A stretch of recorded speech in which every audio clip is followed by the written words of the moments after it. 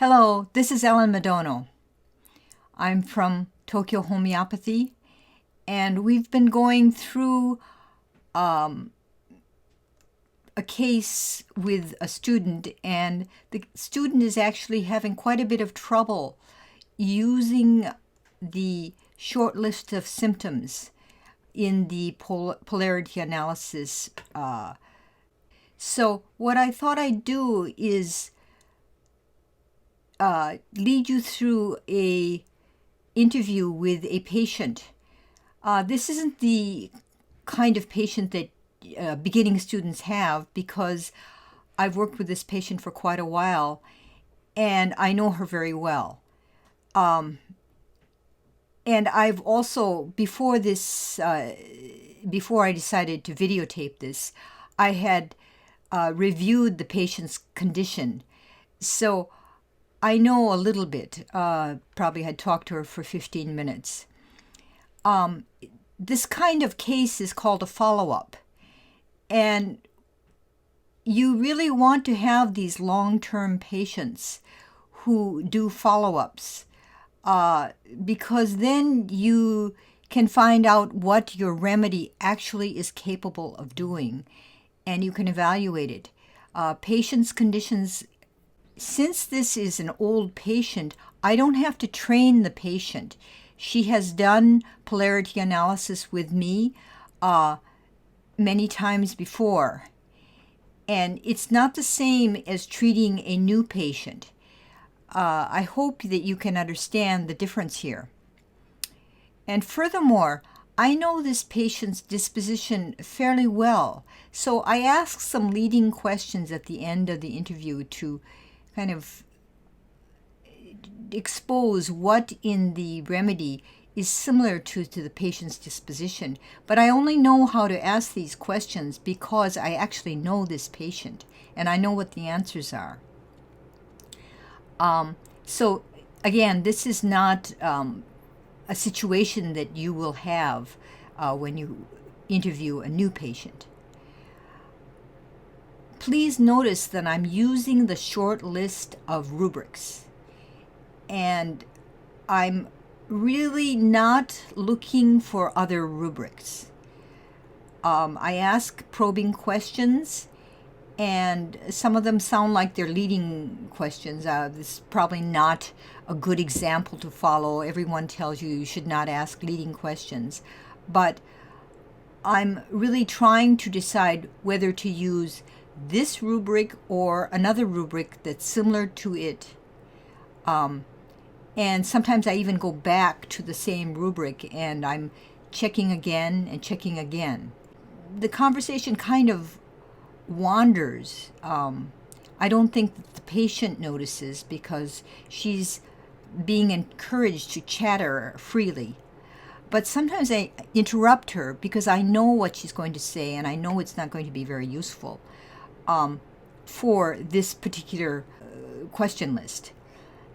And I also know her fairly well. So I wouldn't, in a beginning patient, I wouldn't do what I'm doing with this patient.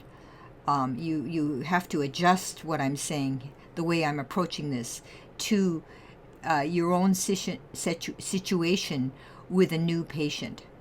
In this case, the patient believes that the remedy that I gave her before worked, because actually I told her, well, why don't you take that remedy that worked before? And she's using it, and it seems to have helped.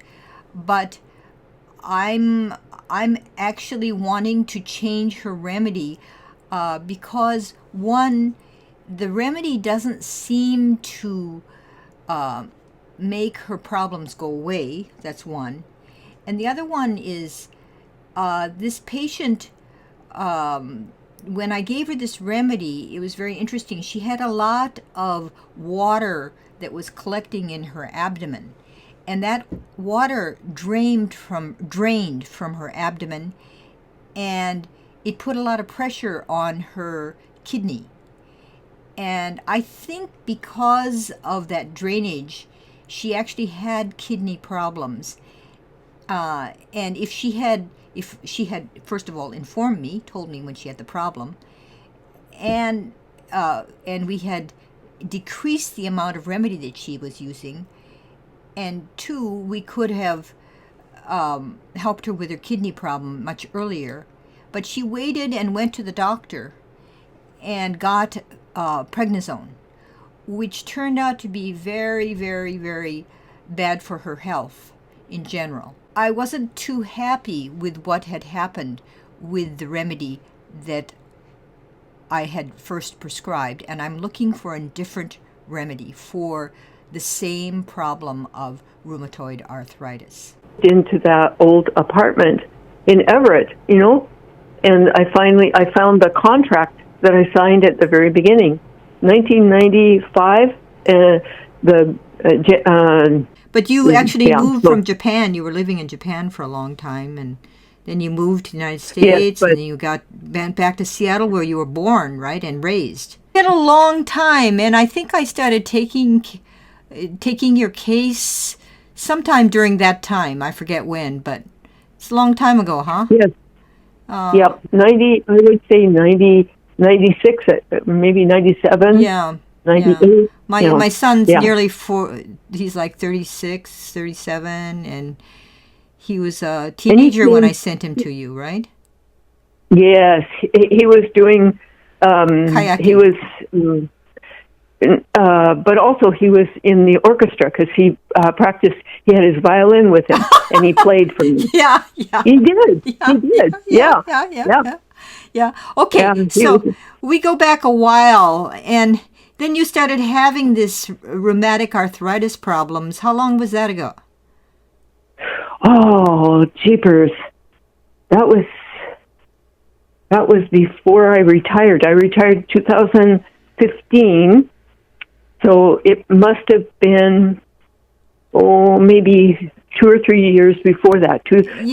But before that, I remember I visited you and you were all bent over, and I said, Mary, you can't do that. You have to. And you said, oh, it's okay. I'm fine. Right? Uh-huh. And I just shrugged my shoulders and said, well, what can I do? Uh-huh. Yeah. But it was the beginning. You were already beginning the rheumatoid arthritis. Probably. Yeah. Probably. Yeah. And I had a car accident.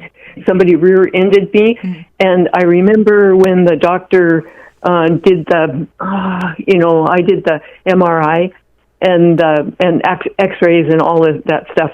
And the doctor said that I had arthritis in my back. Mm-hmm. But, I just, well, okay. You had a lot of other problems besides arthritis in your back. Yeah. So, and many people told me to stand up straight. I didn't realize how bent over I was. Yeah. And when I started doing the exercises for Cooley, Bob Cooley. Yeah. Uh-huh. I can't see myself, so. But somebody said, "Oh, you're standing up so straight now," Uh-huh. So when all of this kind of calms down, then I'm going to go back to I haven't been able to do the exercises, so I'm going to start doing those. And I realize now that I have to have the expansion of the chest because it really does affect the lungs. Yeah. And you're 81 years old now? 81. 81. Mm-hmm. Uh-huh. 10 years older than me. Yeah. Yeah. Okay, so recently you moved to an apartment, right? Oh, we're skipping Mm-hmm. the kidney incident. I think we should include that. You've had many other horrible things happening, but the kidney was the last one. Well, and my GP, if I had it was a very complicated visit with the doctor because he had another doctor that was interning with him, and it was he said you're 80 years old, 50% of kidney is good for your age. This isn't the doctor who gave you the medication. This is a different doctor. No. Right? that was a different doctor. Yeah, the doctor he's who retired now. gave you the medication that really took you down.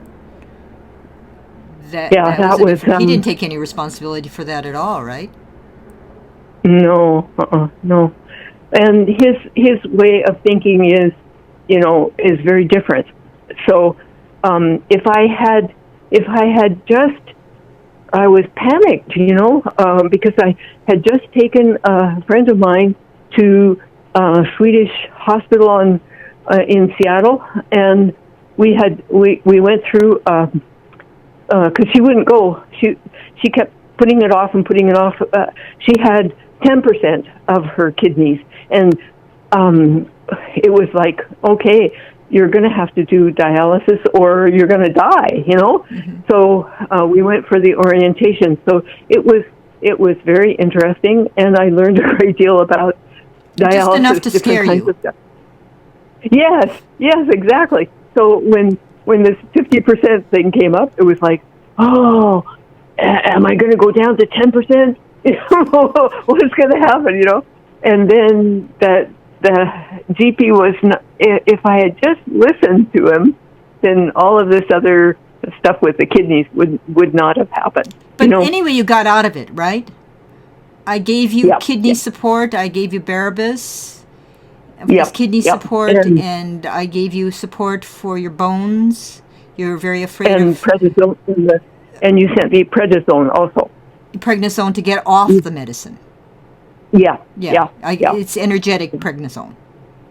And you got off it. Yes, I had a pill cutter. Somebody gave me a pill cutter many, many years ago. So, and also you told me that I could just take a knife. You told me I could take a knife and just and that's what I did. Uh-huh.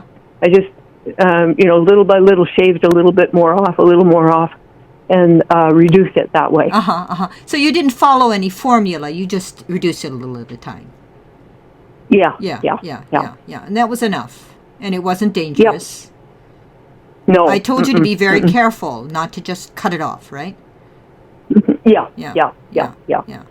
Okay, so you got out of. How long have you been off of prednisone? Oh, I don't know. Because of the prednisone in October, I had a X-ray, and I found out that I had the lower back L4 was fractured. Mm-hmm. So after that, and so it must have been a month or 2 months before that I stopped the prednisone. But you could hardly walk after that fracture, right? That lasted a year or half year. It lasted a long time. Well, October, November, December, I just stayed in bed because I wanted it to heal. Yeah. Yeah, and so all I did was pee and eat, cook and eat, and that was it. And I decided that healing was the most important part, and so I just stayed in bed. And you have no family who takes care of you there, and your friends helped you, right? Or that was about it. Yeah. It's not like you're an extremely sociable person, but you have good friends. Well, ironically, or whatever, one of the people in the pottery studio said, if you need any help, and this was before anything happened, she said, just call me. And so I did. And then I can't remember why I called the other woman. And so between the two of them, they helped me with the grocery shopping. Isn't that incredible? And you had so much trouble at the pottery studio. Well, it was because of that one woman. It was one woman, but actually you had a lot of good relationships. Yes.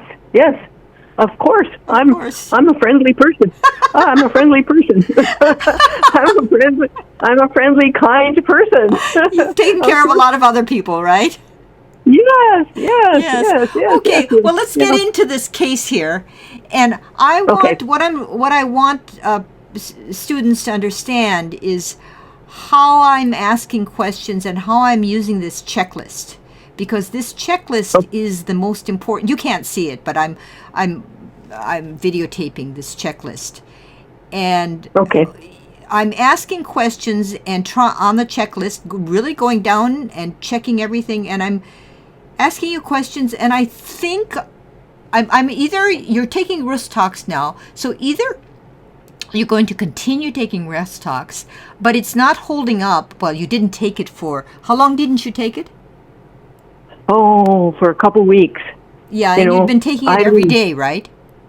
Mm-hmm. Yeah. Yeah. So, you had been diluting it, right? You had been using the 5-cup method. Mm-hmm. And diluting it so you could take it every day. And I wanted you to do that so that it would cut through the medications. And now you're not taking any medications. And I just feel like you've been through so much, it's possible that your rheumatoid arthritis has changed somewhat. So what I'd like you to answer is how this, you had this sudden flare-up. That's why you contacted me. And what the flare-up was like. I'm going to be asking you a bunch of questions. The list isn't, it's 4 pages long. So it's not forever, but there's a lot of questions. And I want you to answer with as much information of background as you can about these questions, okay? Okay. Okay, so first of all, I want to know about air, temperature, the weather, wrapping yourself, anything that has to do with cold and damp and warmth. Does this change your flare-up? We're talking about the flare-up. We're not talking about you in general. You in general are a fairly warm person. You lived in a very cold, drafty apartment, and you were not wonderful, but you're okay. And you had the windows open, and you never had any heat in Seattle, Washington, which is pretty cold in the winter, right? Well, when it gets 45, 50, I'm okay. When it gets down to 30s, then I would use the heating pad in my bed, and also I would use the oven to heat the living room area, the kitchen living room area. I wish we could find some solution so you weren't using the heating pad. That electricity directly on your body really messes up your energy. It may be the reason why you have rheumatoid arthritis in the beginning. It's really a bad thing to be doing. If you could use a hot water bottle, it would be a lot better. Okay. Yeah, so I'll think about that. Right now, you've moved into a house for the elderly, housing complex for the elderly. You're totally independent, but it's a supported housing unit, right? And 80% of the people are Korean, and nobody talks to you because... 80%. Huh? No, 80%. 80% are Korean. 80% are Korean, and no one talks because it's COVID. And anyway, you've managed to find a few friendly conversations there. So we're on air, weather, temperature, and wrapping. Is the air and temperature? I don't think it really has that much to do with the flare-up. This apartment really is much warmer. I didn't realize it until I went today. It's a sunny day, and the apartment in Everett should have been warmer than I expected, and it wasn't. So when I came back here in Linwood, there's something about the I don't want to say architecture. It's engineering. It's the engineering that that keeps this warm. And I'm on the third floor, so it's warmer. But it's warmer. We're talking about your hand. Your hand is the what is it? Can you describe your hand? The left wrist in the flare-up. The left wrist became swollen, hot, and painful. Mm-hmm. And it's the side of the hand on the little finger side or the thumb side. The index finger. Oh, index finger. Yeah. Okay. And it's that first, I don't know what you call it, where the knuckle is, the first, where you bend at the first place there, the first part there. I don't know what you call that. If you were going to hit somebody, you'd hit them with that joint, right? Oh, you don't do the same thing. Okay. And I can't bend it, I can't bend it fully, because it's all swollen. You can't bend it. Mm-hmm. Yeah, I can't bend it completely, like I could before when you make a fist, Yeah, so what makes it won't it worse? go. What makes it worse? Yeah. Oh, I don't know. I thought, I've been lazy and I've been taking carnation breakfast, and I thought, maybe it's the sugar in the carnation breakfast. Oh, okay. And so, but as far as the weather goes, what makes it better? Does it help if you put something warm on it, or no? The icing feels good. Yeah, the icing. I see. I don't know if it. Yeah, I don't think it. I don't. Yeah, the ice feels good. Yeah. So you just try to put something very cold, in fact, ice on that hot, swollen hand. Area. Yeah. And what if you put something warm on it, or you're in a warm place? Does it get worse? No, not necessarily. I really don't know, because when I go to sleep, then my hands are under the covers, and it's warm. And you put them under the covers? So, yes, yeah. Okay, so you're not warm. Putting something warm on them doesn't make any difference, but putting something cold on it makes a big difference. It feels good. I don't know if it really, the swelling goes down or anything. Well, we're talking about your feeling more than anything. Yeah. Okay, we don't need the medical opinion here. Okay. Okay. Yeah. So it feels good. It feels better when I have something cold on it. Even if it's my other hand that's cold, and I hold it with the other hand that's cold, it feels good. Oh, it feels good. Okay, but you also like to have a little pressure on it? You said a little bit, because should you rub it? Is the best thing to rub it, or just touching it, or just a little bit of pressure? Just a little bit. Well, rubbing, kind of like rubbing, but very, not real hard. Just light rubbing. Yeah, light rubbing. How about pressure? Not so much. Pressure, not so much. Okay. When you have this... Well, kind of like holding it, like supporting it. Not pressure, but well, you're having trouble with your arm. It's higher up on your arm as well, right? The right arm, not the left arm. Oh, it's a different arm. Okay. Yeah. So holding it seems to be good.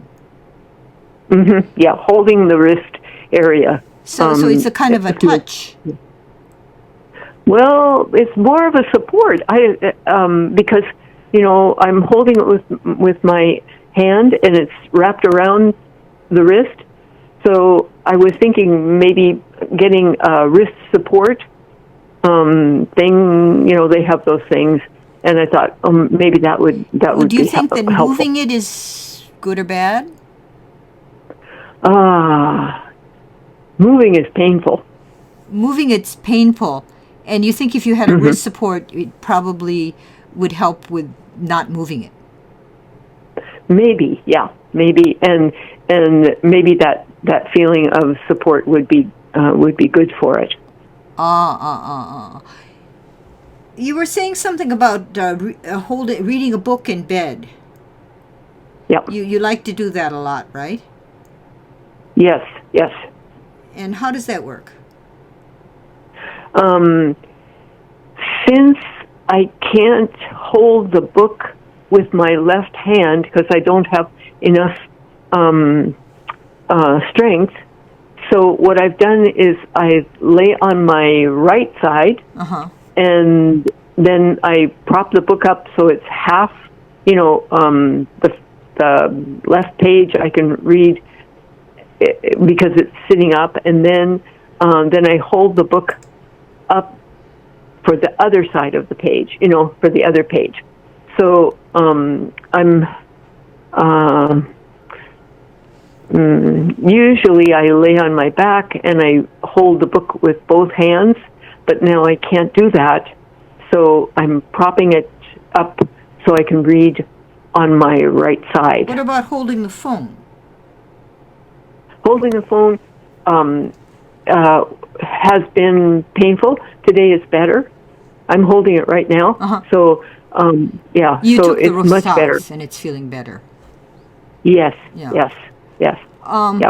So let's see, you're right-handed, right? You write with your right hand.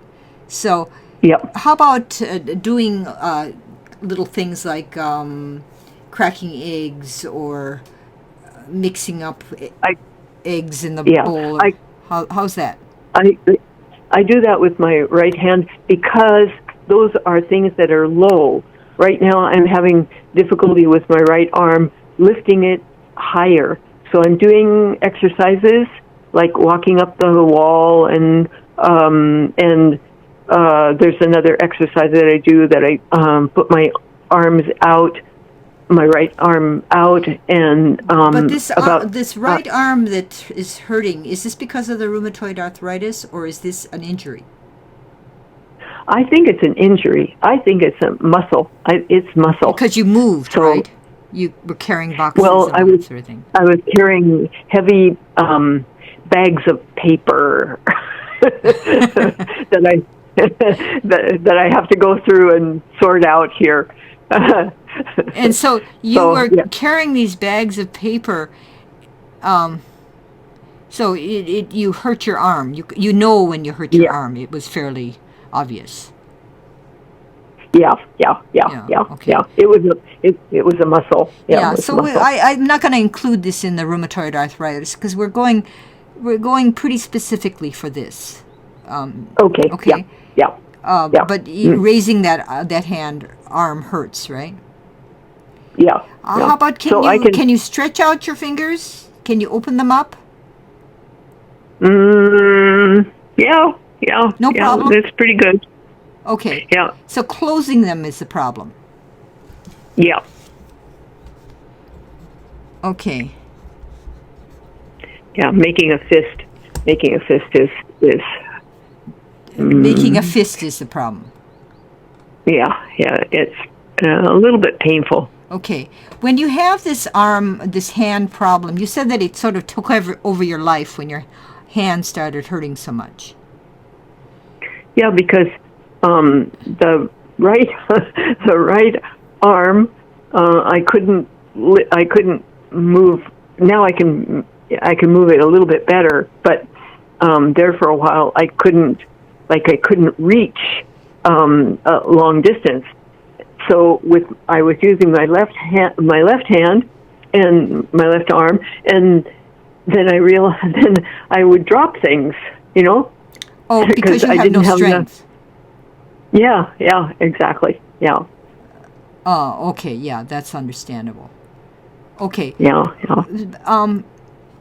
Are you better in any position with this problem? I mean, you're having all these problems with doing things, but just to get the pain to go down, Is it better if you lie down or sit down or stand up or? Well, yeah. Well, ordinarily, I've been taking Tylenol, and for me, any kind of medication is so after I take the Tylenol, then I'll lay down and I how can I say it? As I said, I was holding my wrist, and then I'll fall asleep. 2 hours. I'll go to sleep for 2 hours. So it's I've been laying down more. I've been laying down and sleeping more than I have being up and walking around. And how does it affect you to be laying down for such, more time than usual? It's not good. It's really not good. Today I, with the help of my neighbor, I think I spent 3 hours, 2.5 to 3 hours, and I was just exhausted. So I need to be up and walking around and being more active so that I can do things, So when you take the Tylenol, what is the effect of the Tylenol? The Tylenol cuts down the pain and also makes me very sleepy. So, yeah. Yeah. And so just sleeping itself, does that help you with the pain? When you wake up, is the pain less?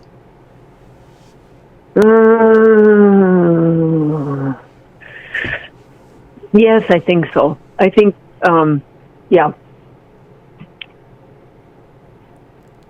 Okay. But I think the Rutox, when I started taking that has changed everything. So I'm looking forward to not taking this Tylenol anymore. Yeah. Yeah. Okay. Yeah. So today, are you moving around more? Yes. Yeah. Just sort of purposely you're doing that, right? Yes. And I had to move around quite a bit I had to pack things and move things and stuff like that. Also, I think talking to someone was very helpful, a real live person. Mm-hmm. Yeah. At the mailbox, you met somebody, or in your car, something happened, you talked to someone? No, the woman across the street in the old apartment, she helped me move. She actually helped me move. Yeah, so you had some interaction. Yes. Okay. Do you feel better if you go into your car and drive and stuff? Does that help? A little bit. But it's really, for me, it's really interacting with real live person. Yeah. How do you have any problem getting into the car? Does it change with your hand problem? I was very fearful today driving, so I did not do the I-5 because having control of the steering wheel was difficult.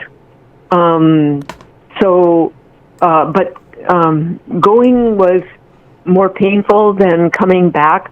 So I'm thinking that tomorrow I'm going to be trying to do more exercises and move around more. I think it will help everything, Yeah.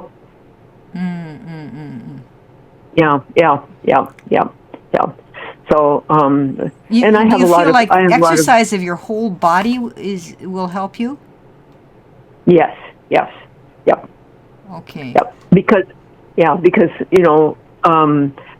I had to pack up quite a few things, and so tomorrow I'm going to go through the things that I brought, and hopefully move around a little bit. That'll give me an excuse to move around, not just walking, but using my upper body also. Yeah, but your whole body is bent over. Isn't that terribly difficult, actually? Difficult to what? To walk? Yeah, to just move around and lift things. And I mean, you really want to do that? Well, I don't know. Today, I thought I wouldn't. I thought I would. It would be very, very difficult. But the more I moved around, and the more I did, I don't know. It's how can I say it? The more I had to use my arms and my hand, it felt better. But I think also it was the Rutox. I really, really think it was the Rutox. Okay. Yeah. Now, you're not affected, but can you read? You can read and everything. The lights being. You said your apartment was very dark. Is that affecting this hand at all? No, I don't think so. No. No. Okay. And your head is not you're sneezing or moving your head and that sort of thing. Does it affect the hand? No. Okay. No. And you don't have any trouble talking or mental effort, that kind of stuff. You can figure out all that. No, I don't think so. As I said, when I take the Tylenol, then I'm not sure because I having interaction is very limited now, so I'm not really sure. And I don't have friends who will say, "Oh, you're not making sense today," That doesn't happen. Oh, you don't have friends to say that. Yes, exactly. Oh, well, you're making plenty of sense. Don't worry about it, Mary. I'll tell you, you're making plenty of sense. Don't worry about it. So, are you have any trouble with eating and drinking? Or No.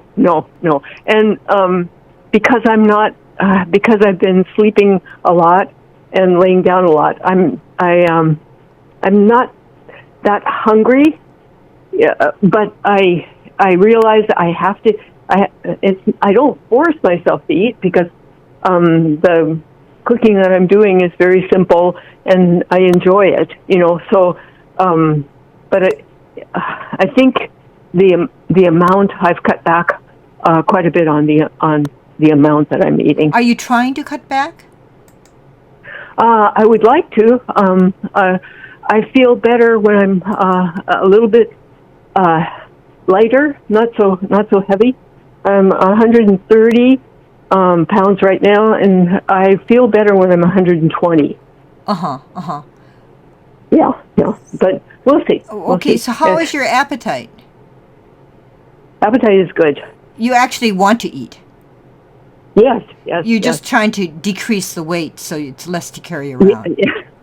Yeah, exactly. Yeah. How about your thirst? Is it normal? Yes. Does your hand feel better if you eat cold things or warm things or drink? I don't know. I'm just craving warm. I have soy milk, and I really crave having it warm. I don't know why. It makes you feel better? What can I say? I don't know if it makes me feel better, but I have not had any cold soy milk since I've moved here.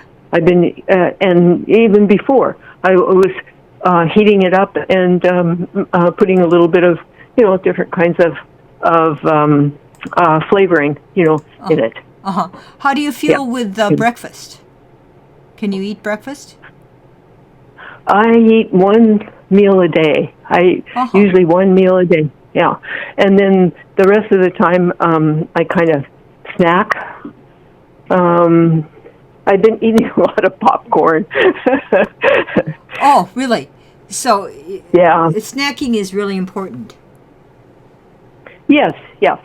Before I would have nuts and what else did I? An apple, and I haven't haven't figured out how to order apples yet. From order apples? Yes, you have to order. You have to order, and then you go and pick them up. Oh. Yeah. So I don't go into the store. Ah, I see. So you haven't figured out how to do that. Yeah, because it's tricky. It's the way they have it. Anyway, and I'm when I'm pretty much settled now that if I order like a 3-pound bag, then I can cook it up and make kind of like applesauce out of it, you know? Mm-mm. So I'm not wasting. Yeah. So, yeah. And well, 'tis the season right now for apples, especially in Washington State. You know, it's funny. Most of the apples are exported. Oh. Huh. Yeah. But yeah. Anyway. So no, I have a good appetite. I have very good appetite. Okay.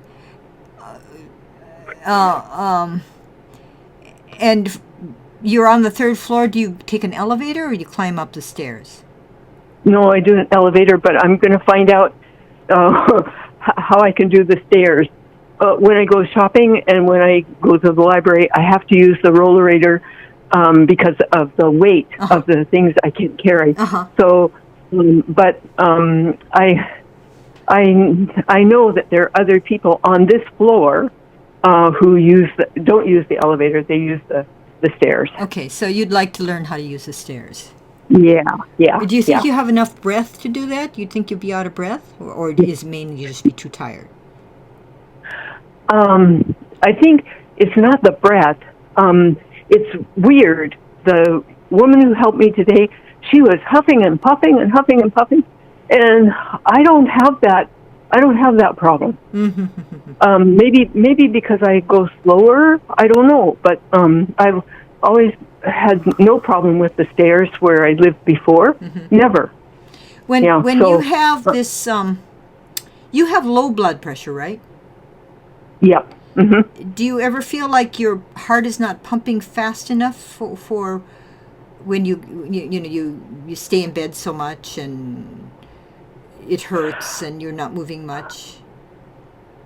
I don't know. I don't usually I don't think about my heart. Okay. Don't worry about it. Yeah. Okay. How about burping? Do you burp much? No. After eat? No.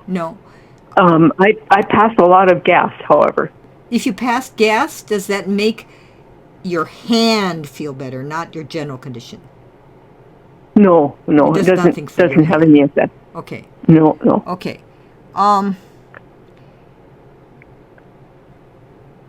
And urination, has this been normal even when you're not getting out of bed much and all that? I've been having problems with incontinence. Yeah, you've had that for the last 20 years. Yeah.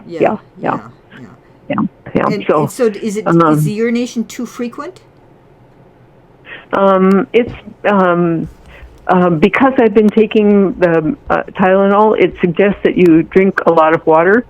So I've been going more frequently, like every 2 hours. And so it's frequent and urgent. You might leak. I'm with the adult diaper group right now. Oh, I see. So if you leak, it's not the end of the world. No, it's not. Oh, that's good. Yeah, I don't worry about it anymore. It's all right. You're taking care of yourself, so no big deal. Yes. Okay, so how about the sleeping? Sleeping is, I'm really a professional sleeper. Really good. So you're sleeping too much, you feel like. Well, I don't know about that, but every once in a while I'll have a night when I cannot sleep, like from 12 o'clock to 5, and then maybe I'll go to sleep and maybe I won't. So it's weird. But then the next night I'm okay. Do you have any idea why you can't sleep? Mainly because I'm worried about, something that I have to do, and I'm not sure if I can do it or not. So you have kind of a fear that you can't do things. Yes, yeah. Okay, yeah. And my mantra is, I think I can, I think I can, I think I can, to get myself to do it. Yeah. Okay, and you're kind of very worried about this any new situation or any group situation, because there's always this group politics stuff that's going on. Yeah.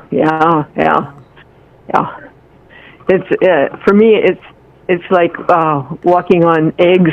The apartment in Everett was a little bit easier because there were fewer people, to negotiate with. So, it was only like across the hall, and downstairs the guy just ignored me, so it was okay. He would say hello, but that was it, Uh-huh.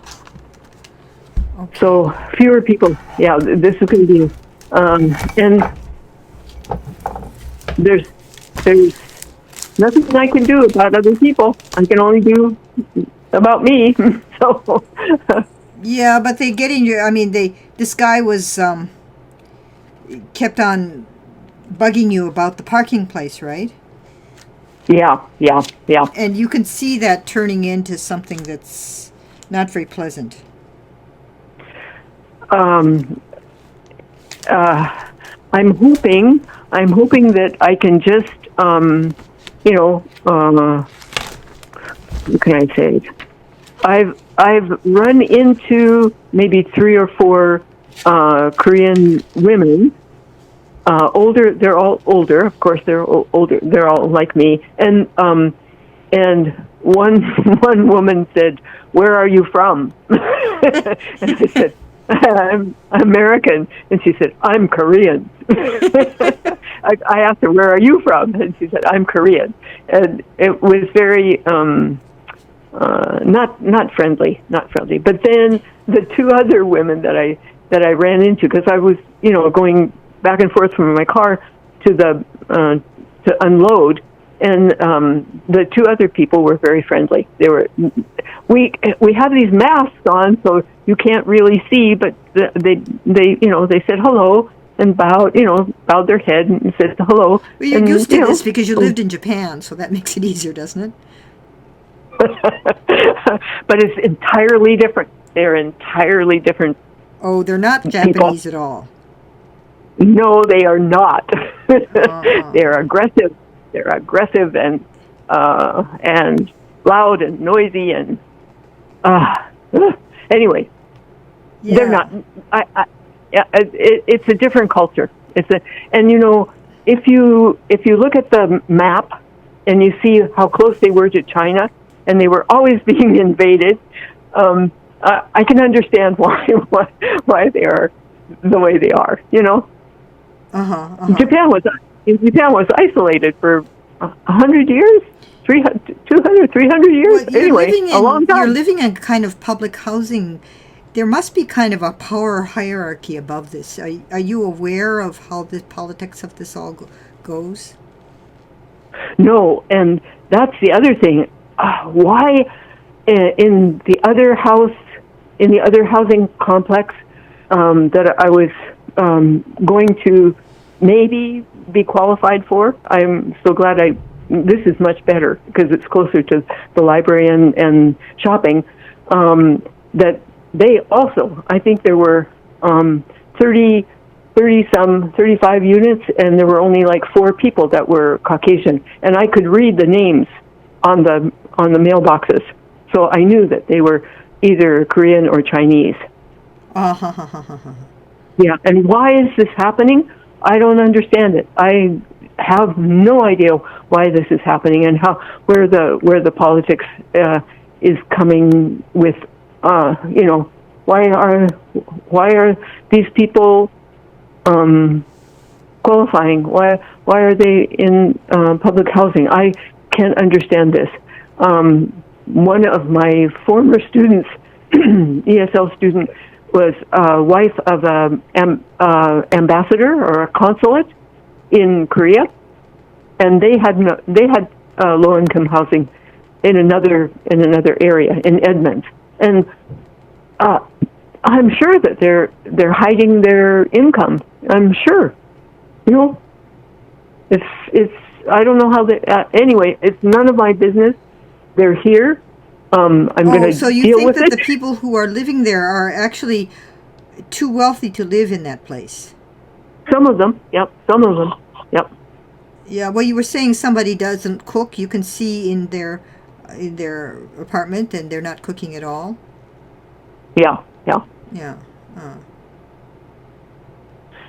So, and there's some apartments that are have no lighting at all, and so those apartments are being used for because they're being used. Maybe they've gone back to their country and you can leave. Like there's nobody there. There's nobody there. Yeah. Oh. Yeah. Oh. Now the other one is nobody's cooking. Yeah. And the lights are on, and I can see the lights in the under the door. You can see the light in the back part of the apartment. But anyway, it's none of my business how this happened. And when I was working, I went to see an apartment complex near the college, and actually, if I had been smart enough, I would have qualified, because when I was working, my income was so low that I qualified. I wasn't. You got richer when you quit working? Yes. Oh, that's pretty crazy. Isn't it? Yeah. It's really crazy. Yeah. Well, tell me, you there's some foods that you don't agree with you. What are those foods? Oh, things that dairy. I can't have dairy, for sure.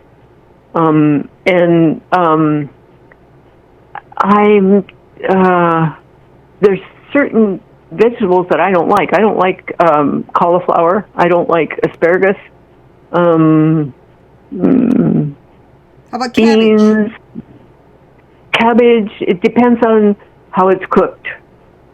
And, I used to eat a lot of cabbage in Japan, because whatever you got, like tonkatsu or something like that, there was cabbage as the vegetable, part of the, yeah.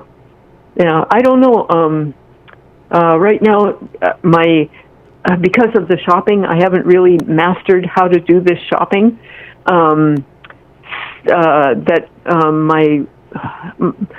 my vegetables are like broccoli and carrots and celery. So you can eat broccoli. How about beans? Yeah. Do you eat many beans? Yep. Okay, how about oysters? Oysters, I love oysters. No problem with that. Okay. Overeating problems? Yeah, you were saying it's not good for you to eat too much. Yeah, it's I'm trying to, in this new situation, and with the COVID and with the shopping and everything, it's kind of, before I would have something like 2 eggs, like an omelet, but then I would have broccoli and tomatoes and onions and mushrooms, lots of vegetables with that. And now it's kind of, I can't choose my vegetables. I'm very unhappy.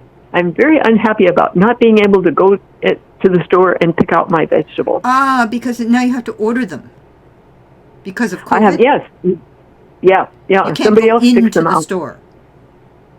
Well, I could if I went early, but it's still exposure that I, it's a risk. Yeah. It's a risk, and even if somebody picks out, maybe they're not as good. But anyway, I get my vegetables, some of my vegetables, and I'm doing more frozen because then I don't throw them away. I use just what I need and don't throw them away. So anyway, Okay. So, okay. So, do you have Lycopodium in your stash of remedies? I'm Do pretty I have a sure. what? Did I send it? I probably didn't send it with the COVID remedies. Do you have Lycopodium LYC? I don't think you've L-Y. ever taken it. No, I don't think so. Yeah. Okay. Email me if you have it, and Okay. if I don't hear from you, I'm going to send it to you. And first, I'll Okay. send you a trial one, and if it's really good for you, we'll do the Fibonacci sequence. Okay. So, but right Okay. now, until L-Y-C? that comes to you, just continue with the Rus talks. Okay. Okay. L-Y-C. LYC. L-Y-C? Yeah, LYC. Okay. If Okay. you I'll can buy look. it at, can I guess you don't go around shopping right now with COVID and all this business. So just wait for me to get to you. Okay? Get it to Okay. you. Okay? Okay. Okay. Okay. And I really thank you for being part of my effort to educate the world about homeopathy. Anytime, Ellen. I am so indebted to you for many, many things. Really, really, really. Well, you are one of the jewels of my life, so it's mutual. Okay.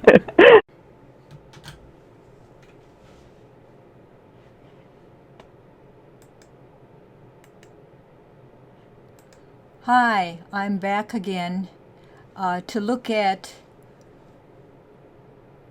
the interview that you just heard and the repertorization that I did. As usual, I am full of confidence about my choice of rubrics, and they are false. So, let's look at them and let's look at this review. You, everyone should do a review.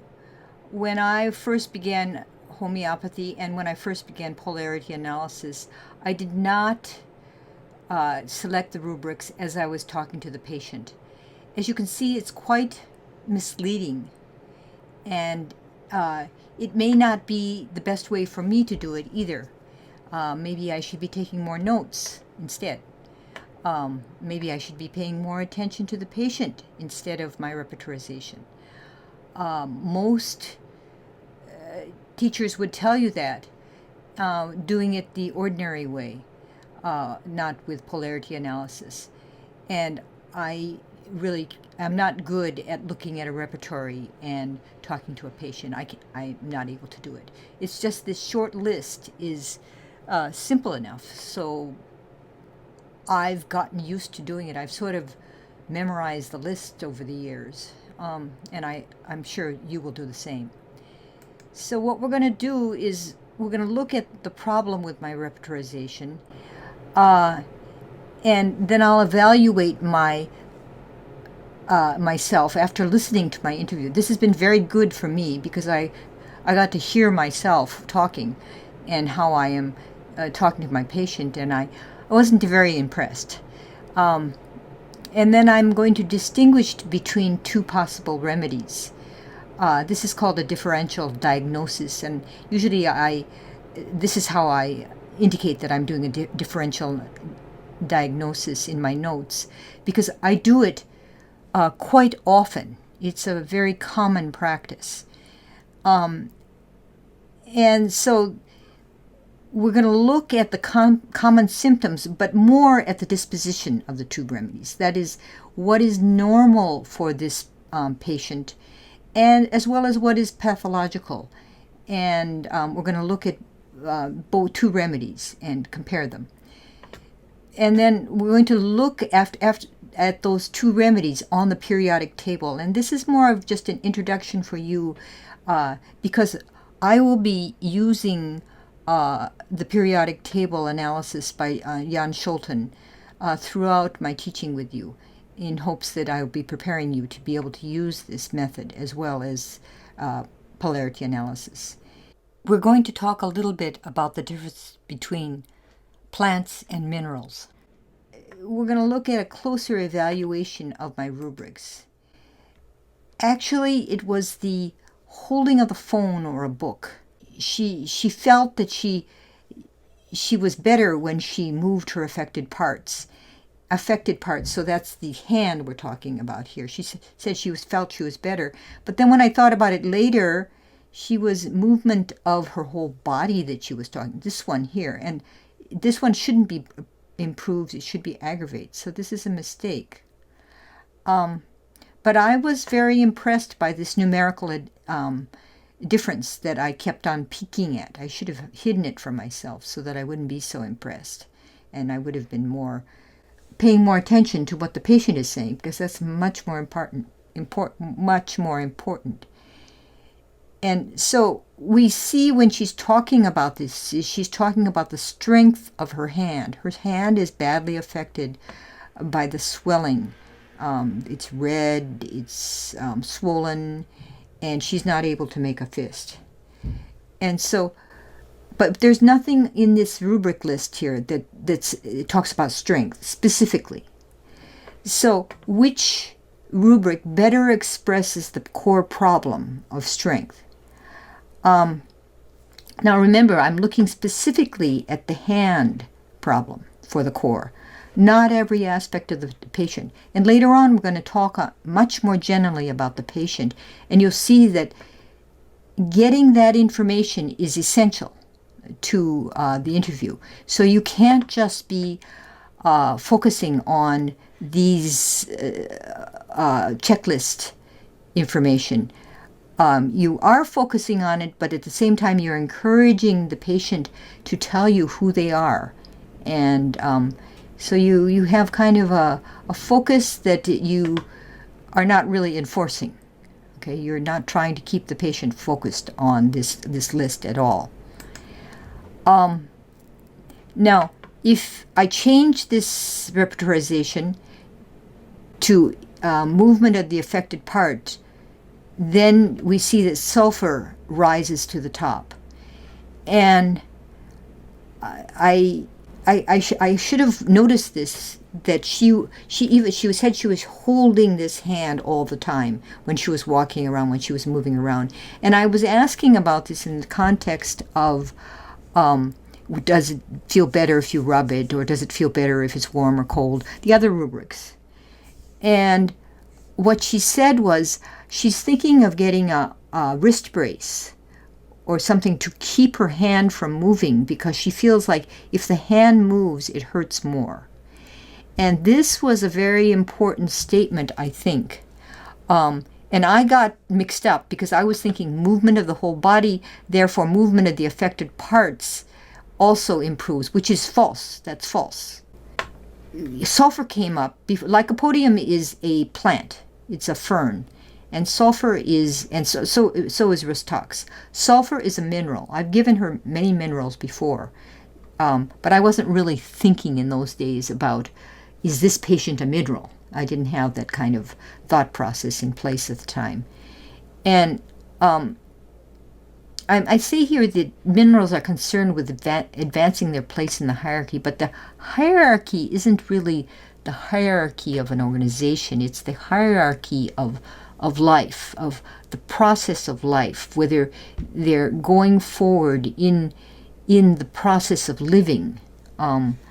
You start as a baby crawling on the floor and you don't have any plans for your life, and then eventually you kind of get a sense of yourself, and then you have things that you like to do and that you want to do, and that are you able to do those things. And by this time she's clearly had a whole career as a teacher, and she's now at 80, she's retired, and her body is saying it's not going to support her.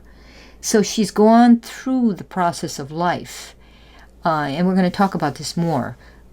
But everyone has this task. Lycopodium has a task too, but they're defending themselves in the hierarchy and among people. They're very vulnerable and sensitive and reactive. So these aspects are plant problems. And honestly, she is vulnerable and sensitive and reactive. So it's easy for me to say she's a plant. You have to look a little more closely at what we mean by a plant and what we mean by a mineral. I'm going to go into this more I myself am now working with this differentiation. So if I don't give it to you perfectly, you ask questions and let's pick it apart more and see if you can understand more. And so let's go back to the repertorization here. Movement of affected parts aggravates. So the polarity symptom is movement of the affected part improves the situation. And this is contraindicated both for Lycopodium and for Rhus-Tox. And if it's contraindicated, it becomes gray, and therefore we don't use those remedies. Okay, she's taking Rhus-Tox now, and she thinks it works pretty well, and she's happy with Rhus-Tox, but I'm not happy. And I'm thinking about Lycopodium because of the difference here that comes out. Okay, but those are grayed out, and sulfur is the one that rises to the top. Okay, you see that one rubric changes the entire repertorization. To me, in the beginning, this was very unnerving because, you can make a mistake and you miss the mistake and then you make the wrong remedy. Yeah, you give the wrong remedy and then you work on it again and you figure out a better remedy. Sometimes you give the wrong remedy and they have an aggravation. You use that aggravation to find the right remedy. Okay, so there isn't it's not like the end of the world if you didn't find your mistake. And another thing to look at is if I didn't poke around here and see what happens if I change the repertorization. If I didn't do that, I never would have found this. So you do need to you're questioning yourself. To me, it's a little bit like I kind of imagine that I am in a court of law and I'm a lawyer arguing a case. So I make a case for myself. That's how I get myself to look at the other alternatives. And I've done this all my homeopathic life. I've been a lawyer, arguing with myself. And I want to think through all the movement rubrics today. I don't always do that, but in this case, it seems that movement is a place where I became confused about her answers. I could talk to her again, but after I thought about it for a while, I realized that she had said enough to tell me, and it was all recorded, and I listened to the recording again. That certainly helped. But you don't do that in normal cases. So often I'm talking to the patient again where I think I might have had a misunderstanding. It can be very useful. I put here that she desires movement. I'm looking at the movement rubrics. And she kept talking about wanting, she does the Bob Cooley exercises. She wants to get back to the Bob Cooley exercises. She keeps talking about movement. And so you get the impression that she thinks movement is great. She wants to move. She's saying that. But I know for a fact that when she feels bad, she reads books. She has stacks of books from the library. She loves to read books. And the whole idea is to be sedentary. It isn't to be moving around. She's only talking about moving around so much because I have very loudly over the years encouraged her to move. I would say if you don't move it, you lose it. And it may be true, but I've told her what my values are, that you got to move. I do that to myself, so I think she should move. But she likes to stay in bed and read books. I know that.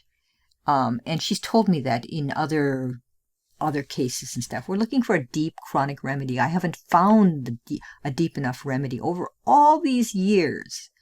I've tried many things and I've gotten to know her better, but I haven't found it yet. And so using that information from past interactions, I know this. If this was your first time meeting her and you didn't understand that, well, God bless you. I mean, it's not easy to understand either.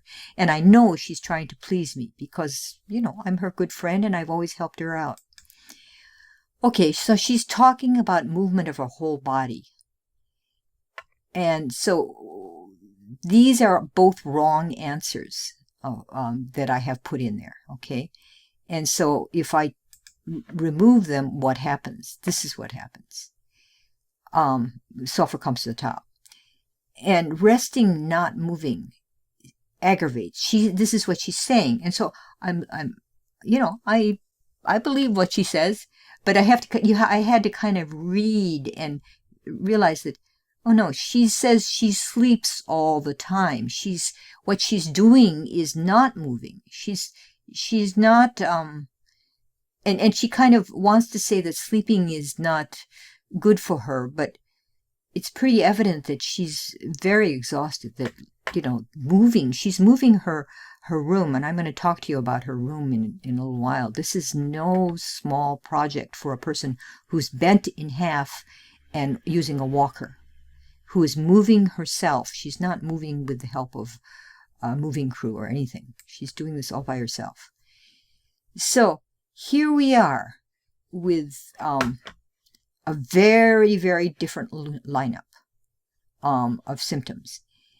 And we have this red, low reliability symptom, better from physical exercise. She feels that she's, I put this in here. Yeah, she moving around has been bad for her. I mean, this is kind of an iffy one. I don't know if you would put this in here or not. But in any case, sulfur comes up very strongly whether you put it in here or not. So, you just play around with this. And Sabina, I checked it out. I know this. It's all about hormones. It's a very hormonal remedy. Lumina is a very unsure of herself kind of person. This patient is very, in a way, very sure of herself. She's done a lot of things all by herself under very bad circumstances. None of these remedies make sense except for sulfur. And I've used sulfur with her before. Okay, so I'm going to now self-evaluate. And you can evaluate me too. I'd be happy to hear your evaluations. So I'm talking to an old friend, and I'm kind of sloppy because I'm asking leading questions. Did you catch the leading questions? Leading questions are not good in homeopathy.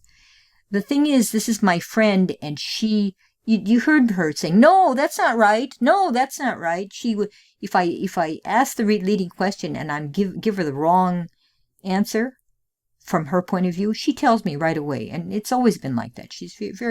I know she's very easygoing about contradicting me, and I welcome it. So it's kind of our talking style, I think. But she's eager to please me, and so I was fooled, in this stuff about liking to move.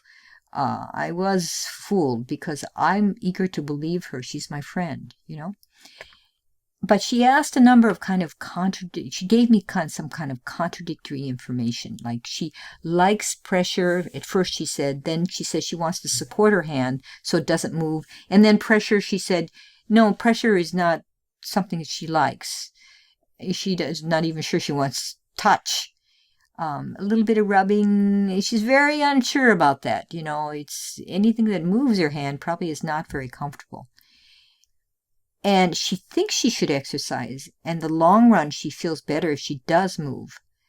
And she knows that I'm an advocate for exercise for her. But the movement of her hand, it's the hand we're concerned about, makes her hand hurt. So I decided not to use this desire to move. On Dr. Frei's site, he says you need to have at least 8 symptoms. Look, I only have 1, 2, 3, 4, 5 symptoms, and I thought this was kind of iffy. I don't have very many symptoms even. So maybe according to Dr. Frei, I don't have enough. But I'm happy enough with the results here, and I'll show you why. Okay. So this is what I did. I thought I'd send her Lycopodium and Sulfur. He likes us to send 2 remedies with a patient. Have a first choice and a second choice. Actually, as I'm thinking through this, I might send a different remedy than Lycopodium. I kind of talked myself out of Lycopodium by doing this, preparing for what I'm doing with you here. And I'd probably send her something that's connected to sulfur. So she has a 6C. So I'm asking her to use it with the 5-cup method. I don't want her to aggravate because that will discourage her. And she has aggravated on 6C before, so I'm very careful. And I'll wait for the results of the 6C before I send a remedy. She's not dying of anything, so it's all right if it takes 10 days for that remedy to get to the United States. Now, my patient, does she match? She matches Lycopodium or sulfur. And if we look at the physical characteristics and the disposition, which one does she match better? Okay. I wasn't so clear about this until I started, putting it all together. And remember, the disposition includes the pathological aspects and the normal emotional mental characteristics. And in the way that I am thinking, disposition that's normal and pathological is, I want to know both of those. Some teachers only want you to be thinking about the pathological aspect, but that's not how I'm thinking. Okay, so I'm taking this next section with these beautiful cartoons from cartoons by Vicki Matheson, and I think they're very good. So we're going to look and see in my patient's case what was this. She's very intelligent, she's very inventive. This is sulfur. I forgot to write this down. I'm sorry. This is sulfur. And sulfur loves to philosophize. They say he's the ragged philosopher. And he likes to explain things, and he's interested in other people's reaction and interest. He loves to talk. Here she is, the teacher. Remember, she's a teacher of ESL. And she was talking about the Koreans in her housing complex. Did she feel threatened by them? Was she personally insecure? Or what she seemed to be talking about more was about injustice in the public housing system. Why was the building? Why were there 80% Koreans? That does sound unusual. And she's very concerned with justice, and she's very concerned with the politics. What is happening in the world? She talks about this to me often, and she listens to Radio Canada to find out what's going on in the world because she doesn't think that the U.S. media gives her accurate information. And so she's really I think she's really concerned with justice in the public housing of Seattle. And I know this about her. She stood on street corners 10 years ago with the Quakers, calling for peace, she's among conservative people. She is not interested in the important things in the world. She's interested in what is garbage to a very conservative person. She is a king of the compost heap, crowing for what she thinks is important. She's an ESL teacher, and she's for immigrant students. She's for world peace and injustice. And she doesn't care if most of the more conservative world thinks that she's into compost or manure. She wants to stand there and crow in a very conservative situation. I suspect her world is not full of peace lovers or people who will stand on street corners protesting. Now, this is Manjulavari. He's a homeopath that I highly respect, an Italian, and I've taken many lectures from him. And what he says is that sulfur can invent symptoms and problems. That's why the repertory is so full of sulfur symptoms. Jeremy Scher, another homeopath, says that when you begin homeopathy, you think everybody needs sulfur because it always comes to the top of the list. I actually knew that, so I was always very afraid of using sulfur. I should have used it more, but he said that most beginners use it not enough, and use it too much. And then when you get good at it, you can recognize a sulfur and a sulfur patient, and you use it a lot once you're good at it. But that takes a long time. But what Mandavari says is when one symptom disappears, sulfur is so inventive, they can invent another. You know that sulfur is the main ingredient in proteins, and our whole body is made of proteins. You know, protein synthesis is all about making a different one. And there are so many different ones. So one of the characteristics of sulfur is if a project fails, if a relationship fails, if he loses his followers, he will find new followers. He will find a new project. In my patient's case, she lived in Japan and she escaped her husband and left her children when they were grown up. And she started a new life in America. She went to Japan not knowing anybody and just started a new life there. She didn't move more than that. I think I'm worse than she is probably, but she will start a new life. She will start new relationships. She went back to Seattle because she has old friends there. She grew up there. But she's very willing to start a new life, not afraid at all. And, you know, sulfur is the central element in protein, as I said. And my patient is strongly built. She has thick bones, and she's really challenged by poverty. She's working for the community college system, which pays her enough to be impoverished. And now she's dealing with aging and going. She's gotten into public housing finally. It was really hard to get in. So, but she never gave up. She kept trying, and she's not like she had any advocacy from anybody else. It was all her own effort. She's really a very strong person. Once I visited her maybe 10 years ago, and she was making cups like this, and they were cups. They were kind of, I think this is kind of an ugly color. I don't know how you feel. I was just astounded how ugly they were. This one is a little bit, it's painted in a kind of an interesting way, and it might be pretty because it was advertised on the web. But this kind of a cup, handmade cup, was kind of a lime green, and I thought, oh, that's so ugly.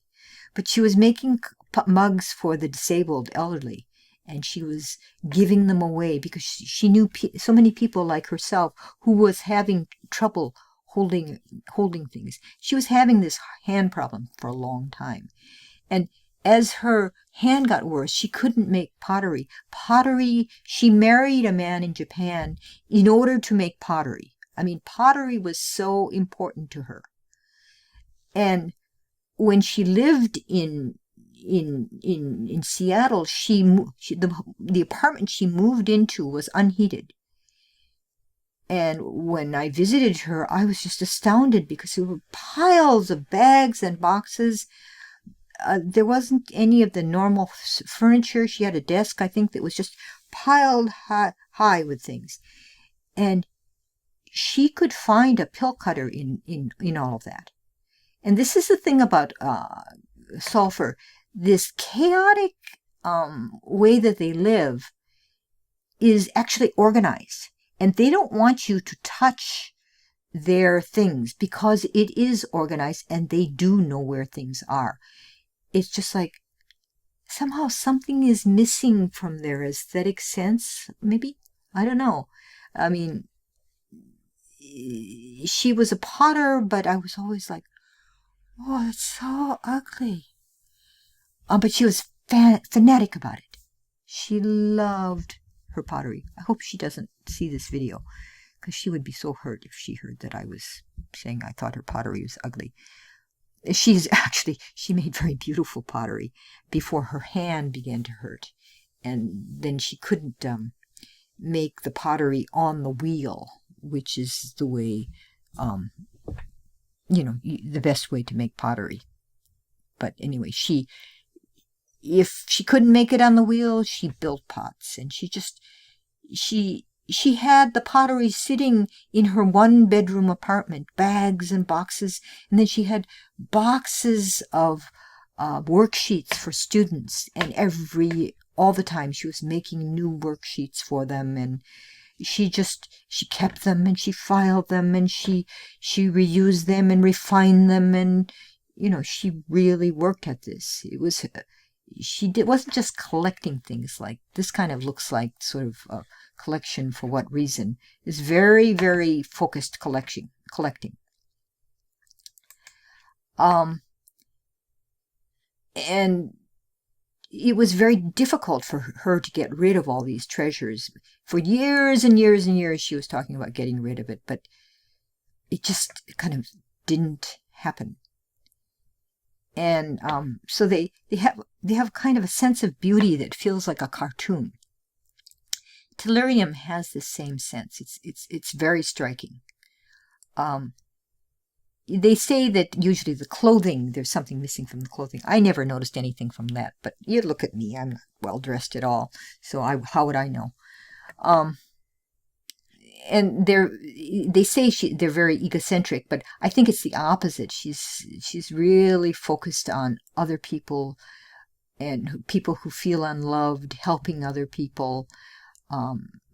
If she's egocentric, it's not obvious at all. But what is very evident was that she felt unloved by her family, and things that happened when she was an adolescent just affected her for her whole life in terms of her reaction to her family, because she had a fairly idealistic view of human relationships. She wanted perfect harmony, and it just didn't happen. It was so disappointing for her. So this lower lumbar weakness that she had, she really looked like this. Is very distinctive for sulfur. It's often mentioned in the books. And I gave her trekking sticks, hoping that she would use them to help herself stand up straight. But she didn't want to use them because if other people saw her with something that looked like a cane, then they would think that she was weak. I told her it's for sports, but she couldn't get over it, so she never used them. And there's something about sulfur that it's burning. The head, the top of the head, the feet, the hands all tend to be burning, and the skin problems are dry and burning. Okay. And I didn't hear a lot about burning. I think maybe she was too old and too tired to burn. But this is the burning of sulfur is very hot and lively. It's a live burning. This is in contrast to arsenicum, where the burning is dead coals, things that are, it's black, it's dark, it's not a bright burning. And she said she snacks all day and eats only one time a day. She's trying to lose weight. I couldn't quite understand what that's all about, but this snacking she's very good at having snacks all day and just eat once a day. I think it was also less trouble. So another aspect of sulfur is it's a centrifuge. This machine. Yeah, you put these bottles of blood or whatever you want inside the machine, and then all of the heavier things, they go to the bottom, they go outward. And so you separate the parts of the blood using the centrifuge. The same way, if you circle a ball around, centrifugal force sends things out. And sulfur is very much based on centrifugal force. So it will force things out onto the skin. So when I gave her sulfur, she immediately got hives. And so we quit at that time. She was I was a nutty person anyway, trying to help her. So I didn't want to push my luck. So I just stopped the sulfur. But, and you have to be careful. In the beginning of homeopathy, people said that Hahnemann used sulfur to begin all of his cases to get rid of all the medicines and stuff that people were taking. But there are lots of remedies that have this centrifugal force. Among them are sepia and nux vomica, but there are other ones. Sulfur does this too. But then that means that you have to be careful about this sensitivity of the skin, okay? Because it'll send it out to the skin. The better place is for it to go out with the feces, out with the bowel movement. Okay, so other things she had that are typical of sulfur is venous congestion. So she has veins that are swollen on her legs. And she sleeps a long time. This is typical. And ailments from a loss of reputation. So this, I can't use trekking sticks because people will think I'm weak. I have to portray myself as strong. This is kind of that kind of feeling. I can't lose my reputation. There were a lot of decisions she made on the basis of I need to maintain my self-image, but it's more image in the eyes of other people, not how I feel about myself. And then having a delusion of abundance of everything. This was, I'm kind of you don't have much, and you somehow or another it's enough. I'm always telling you less is better, that kind of stuff. And she was like that, so I thought, well, I knew she was impoverished, but I wouldn't, if I didn't think of sulfur, I wouldn't have thought of this at all, excepting that she was always telling me that she had enough, that there was enough food. She told me all her strategies to make her budget work, and she actually saved money so she couldn't go to public housing because she saved some money. And they can become very concerned with their personal appearance and very indifferent. So this is kind of one of the tricky things in homeopathy. When they're feeling great, they're very concerned with their physical appearance. But you see here, his toes are coming out of his shoes. He's got a problem here, and he doesn't notice it. I didn't notice that with her. She didn't have enough money to be that concerned with her dress, and she wasn't very concerned. But she had no back problem. She's bent over in half, and she didn't notice that she had a back problem. People were telling her that she needs to stand up straight, but she just couldn't be concerned with her personal appearance. And fear of contagious diseases. Now with COVID, I think it's true of many people, but she doesn't want to go to the grocery store, even going in early to the grocery store when there are fewer people. She can't even think about it. It's just too scary. There are too many people running around without masks, and she is just so angry with them because they are trying to infect her. At the same time, she's a buggy person who's trying to affect others with her ideas. So there's kind of I want to infect other people. I want to teach immigrants. I love to talk about ideas. I want you to understand my ideas. And at the same time, I fear infection. So it's amazing that she got into homeopathy. I think I just succeeded enough times. But I could have been one of those infectious ideas that she was trying to avoid. They usually have this diarrhea early in the morning. She didn't have that. And they have a lot of skin discharges. And the only one I heard about was the hives after sulfur. So in the past, I'd given her sulfur 6C. And I warned her of the possibilities of aggravation. I kind of err in the direction of warning people. I mean, sometimes I scare people, and I don't know how. Sometimes it's very good to tell them ahead of time what could happen, and then it never happens. And then sometimes you tell them, and they say, "Well, I'm not going to take that. Forget that." So, I mean, you have to be pretty good at reading minds when you warn people. I don't have the magic bullet myself. It's on the periodic table, right? It's not in the plant kingdom. She's probably not an animal. She's not very aggressive or concerned with other people being aggressive, excepting the ones who are going to infect her. I think she's one of these, okay? And so here we have the periodic table, and I'm going to go over this many times. I don't expect you to memorize this. It's like you've heard this from Silly Ellen, and she keeps telling you about it. So, months down the road, you think that this is naturally the way homeopathy works, and you understand this pretty well. I'd like that to happen. I don't expect you to understand it, or, just listen to me, bear with me.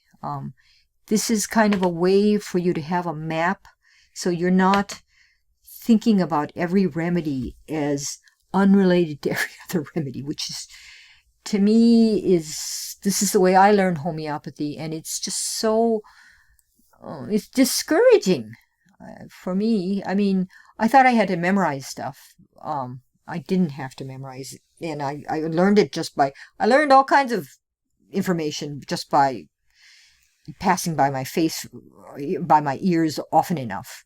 So this is silica here, here's carbon, and here's sulfur. Okay, these are the three remedies we're going to talk about. And these are the stages on the periodic table.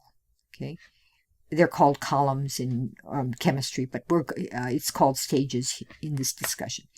And these rows here, rows on the periodic table, are called series. So each of these rows is a different series. So you need the stage and the row in order to identify what the remedy's about.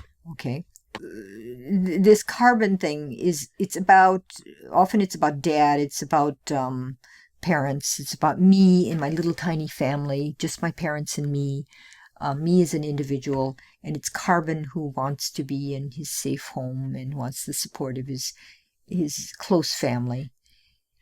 So that's the row here. This is the series. Okay, that's the description of the series.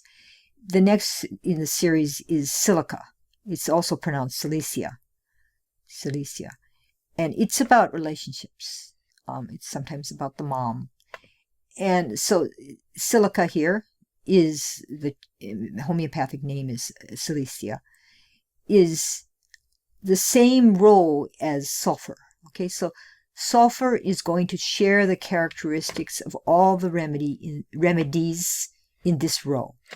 And the third row is ferrum. Remember the case about Hank, and he was definitely a worker kind of person. And so we thought maybe he's here on this row. Okay, if you remember that video. So we kind of differentiate by knowing how big the person's world is. The world gets bigger as you go down.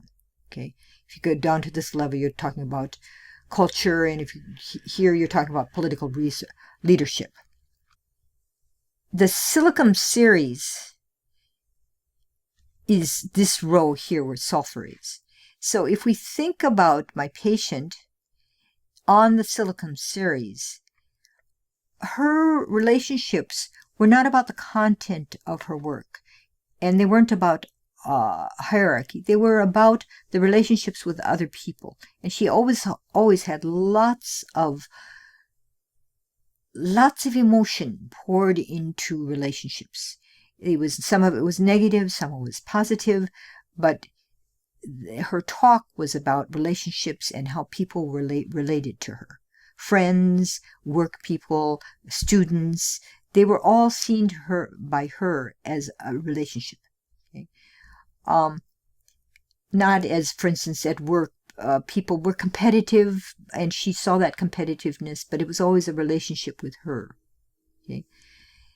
And then the next thing is the family. And her father left her when she was very small.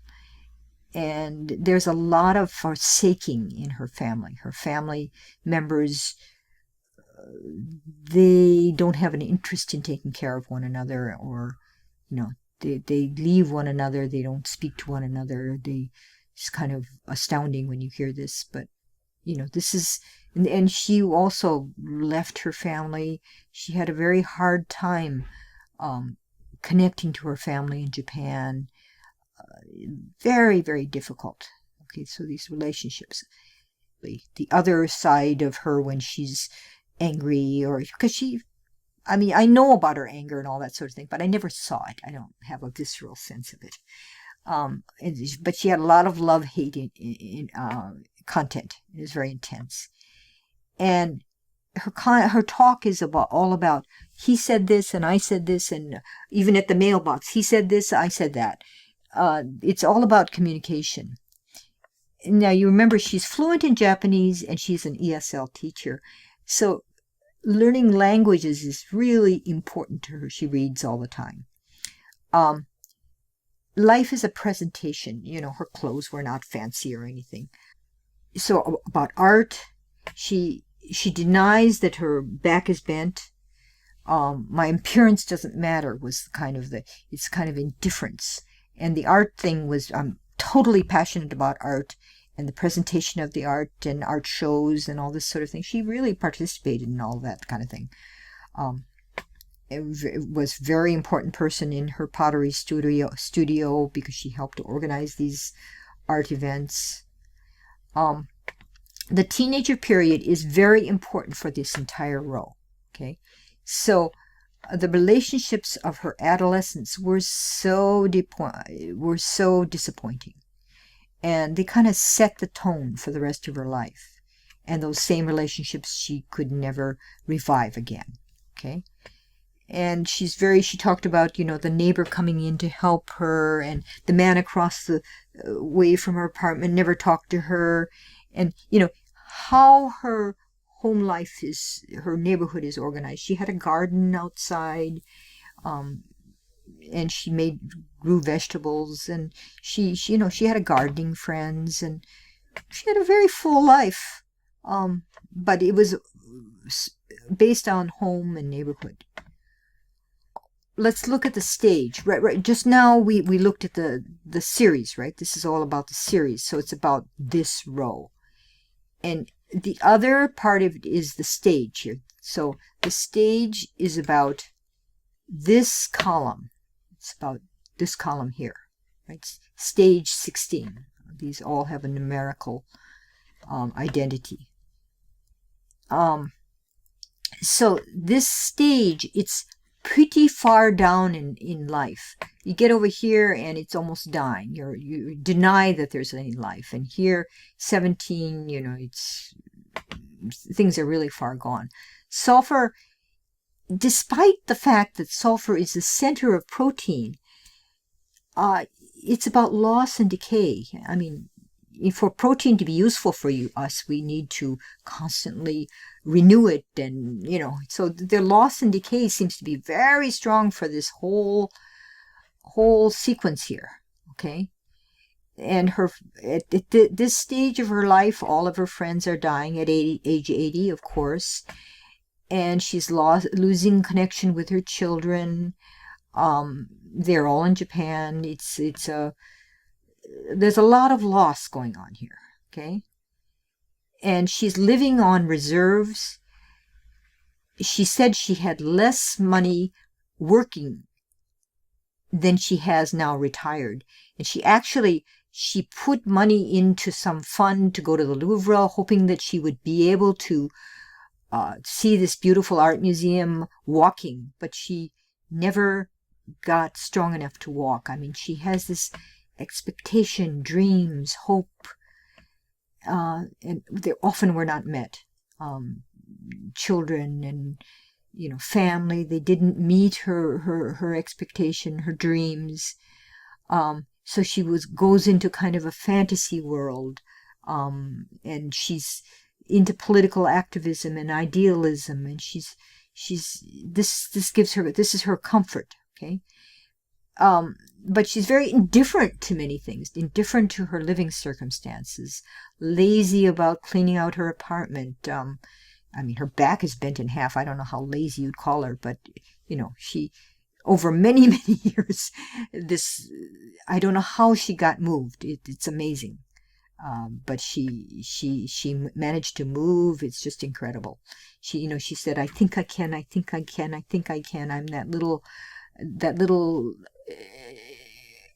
engine of a little train, and I think I can do it. She has hopes and expectations at the same time. Life just is really not possible in some ways, and she's concerned about these Koreans and the unjust use of public housing. But she says, it's none of my business. Nothing I can do. What can you do? What can she do? I don't know. So she neglects her own appearance. She neglects her back. She neglects her house. And she's looking for medical help. She's looking for advice. She's looking for a way to survive. She got into public housing against all odds. She made long-term plans. She kept redoing the papers, reapplying, finally got in. But, her body and her muscles and her joint and her kidney are kind of used up. This is close to the end of life. 80 years old. I guess it's okay. It's a long life. Very hardworking life. Okay, so we're going to go back to Lycopodium. I think when Lycopodium rose to the top of the repertory, I kind of wished it would be true. I thought about it, but she definitely was not a born leader in her family. She was more of an outcast, and she strongly resented her family members, who were the bosses. They were bossing her around, not the other way around. And they weren't recognizing her. This is very hard on a sulfur. The Lycopodium baby has skinny legs, big head, kind of not my patient, I don't think.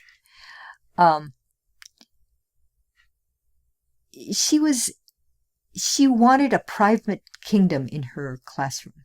She became an ESL teacher. I introduced her to a job, and she just took it on and became the ESL teacher. And I think she was educated as a elementary school teacher, but she took it on. And Lycopodium is more plagued by cowardliness. She was not a coward. And they want to keep their projects small enough so they don't fail, and they have a lot of panic. I don't think this was her at all. Lycopodium is a small fern that you find at the bottom of the forest, and it was in the ancient forests of prehistoric times. It was a huge tree among other huge trees, and the Lycopodium character is to feel much bigger than they are. So, they really want to be high up on this ladder. They're ambitious. They want to be bigger than they are. It's just the fear of failure and too much responsibility that just really scares them. And they have trouble with gas in the abdomen.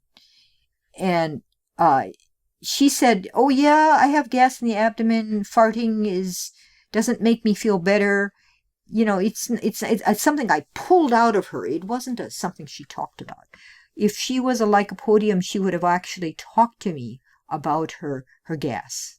Okay, and she would have had these gallbladder problems, liver problems, kidney stones. None of this, she's never talked about any of this. This is,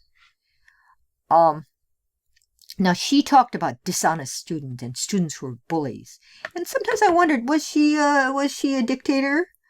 But probably not, because she was always very concerned about the principle that was being disregarded or injustice. This is very different.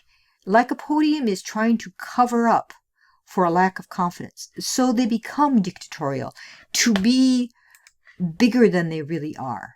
This image is very important for understanding a lycopodium. Now, if we look at Lycopodium among the polycrest plants, where does it line up? What can you learn by understanding how homeopaths understand Lycopodium among other remedies with lots of rubrics? Okay, first of all, it's very low in the hierarchy of plants in terms of, it's a very old plant. You know, it was a plant in the Cambrian period.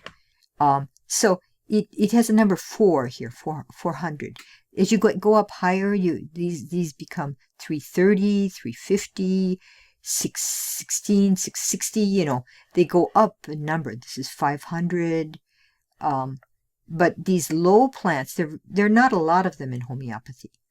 But Lycopodium is probably the only really big polycrest among these remedies that are low on this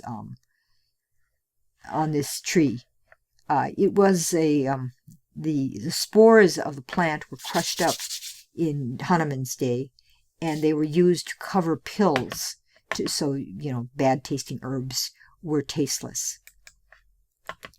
So what do these numbers mean? Okay, these numbers, if you go to Cajur, this site given by Jan Sholten, you'll find a number like this. I'm not going to explain all of these numbers. These have to do with the class, okay, all these 400 ones, the class and subclass and all that kind of stuff. These are, this I'm not going to explain. But this is a stage, okay? So the stage is here, stage 6. Okay, and where's Lycopodium? Lycopodium is here. So the series is here, and Lycopodium is on this row. It's in stage 6 and on this row here. Okay, and you find this in Cajur. So what is stage 6 about? The stages are very important in identifying plants. Okay, so what I'm going to do with you is to help you to understand where the major plants are on this periodic table, where the major minerals are on the periodic table, and then you'll be able to put in the animals and the disease tissues and all this other stuff later, not now. Okay. So stage 6 is about taking up the challenges of life. It's kind of a daredevil stage, but they have to prove themselves because they're not sure that they can do it. Whatever their task is kind of initiation by fire. They have no real confidence. The thing about Lycopodium not having confidence is very, very important. And they feel that the adventures of being in Series 6 is really something that's inevitable. There's nothing they can do about it. So they force themselves to overcome their fears. They have lots of fears, and they overcome their fears, and they just march up there, and they get the job done. They're very willing to learn from teaching. They want feedback. They want positive feedback. They want love, and they're cooperative. Okay, so if you compare the stage 6 and stage 7, then Lycopodium is very unsure that they can do the task. By doing the task, they'll prove themselves. In stage 7, the next one up here, they know they can. They only need a little more training, a little more skill. actually what's happening here is you start here with absolutely no sense of what the task is, no sense of who you are, and you build up to here to a very mature place, stage 10.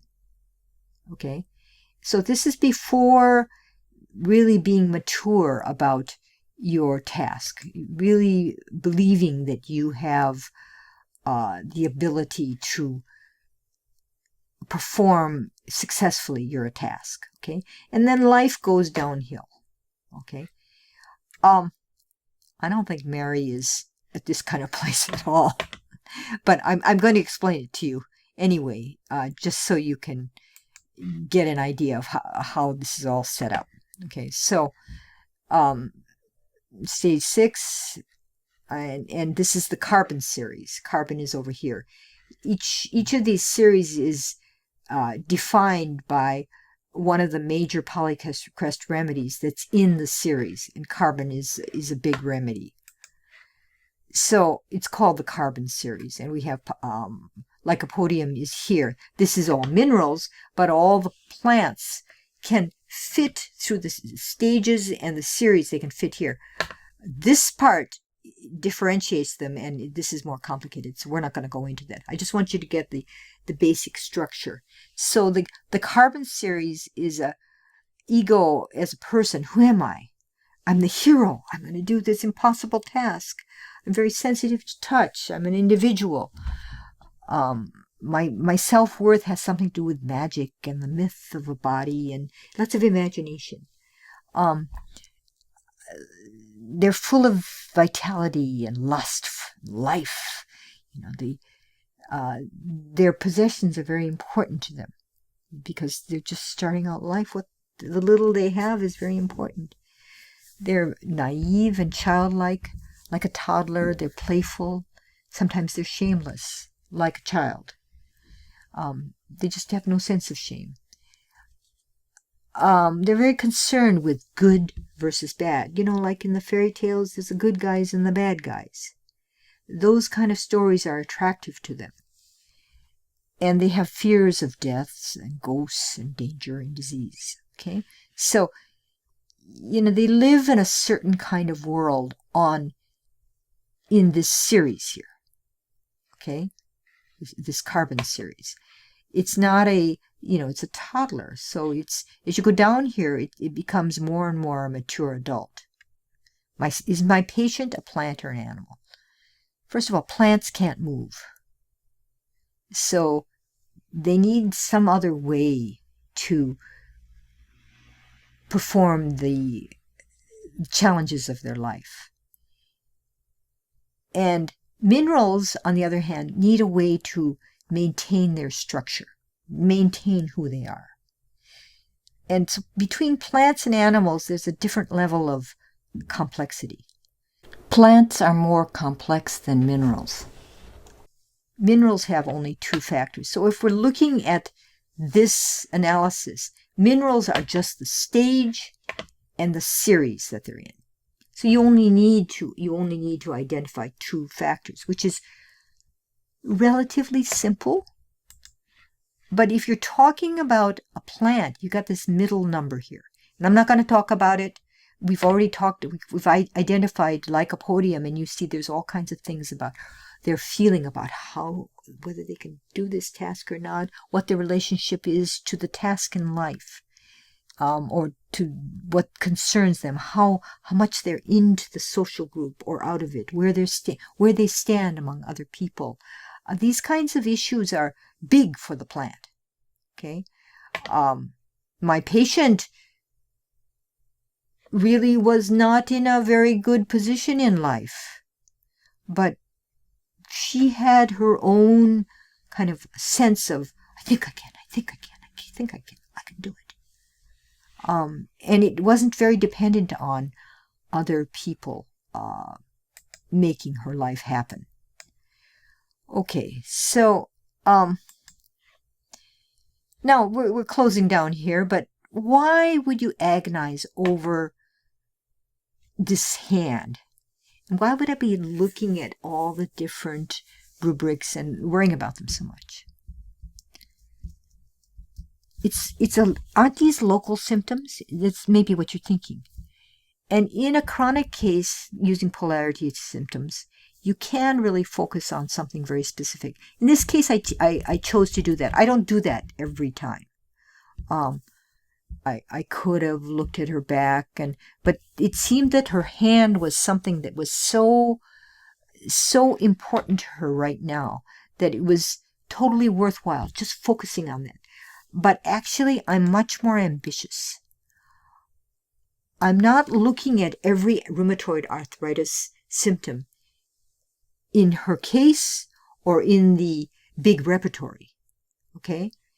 And I've given her remedies before for rheumatoid arthritis. This is a long-term problem, and I haven't kind of found the remedy. It's sad, but I've found things that have helped her, and they've pulled her out of jams, and we've gone through a lot. She's depression and all kinds of other things. We've gone through a lot of things besides rheumatoid arthritis. But these were the remedies that I gave for rheumatoid arthritis, and they didn't have a long-term effect. She's happy with Rustox, and it's helping her with the pain. But I'm not happy because it's not curative. And I think my remedies should be curative, even when you're 80 years old.